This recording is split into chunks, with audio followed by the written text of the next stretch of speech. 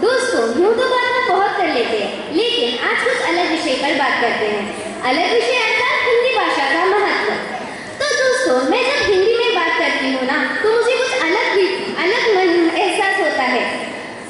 तो ऐसा क्यों होता है? क्योंकि मेरे दिल की बात आप तक पहुँच जाती है। तो ऐसे में एक बात आपके साथ शेयर करना चाहूँगी। तो मैं जब छोटी थी ना, तो मैं अपनी माँ के साथ बहुत सारी बातें किया करती थी।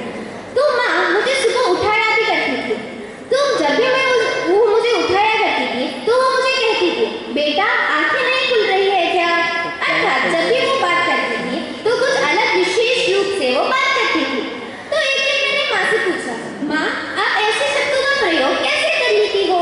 तो माँ ने मुझे समझाया कि ऐसे शब्द मुहावरों का इस्तेमाल कर बात करते हैं और कम शब्दों में बहुत सारी बातें हम दूसरों को बता सकते हैं, खूबसूरत तरीके से दूसरों को बता सकते हैं। तो मैं ऐसे ही कहानी आपके साथ लेके आई हूँ। यह मुहावरों की कहानी है, अर्थात मुहावरों की कहानी नहीं, लेकिन मुहावरों का प्रयोग कर एक कहानी है। तो चलो शुरू करते हैं और आप गौर से सुनिए। तो कहानी यूँ है कि एक दिन माँ की आंखों का तारा जो कि ना आंखें दिखाकर अपना उल्लू सीधा करके आंखें चुराकर 9 तो 11 होना चाहता था। जाते जाते माँ ने उसे बोला, बेटा शहर जा रहा है खिलौने लेने, तो थोड़ी मेरे लिए चूड़ियां भी ले आना। जाते जाते राम को एक भालू नजर आया। राम के रोंगटे खड़े हो गए, उसका कलेजा मुंह में आ गया।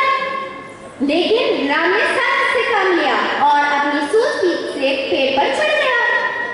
जब यह बात उसकी माँ को पता चली, तो माँ के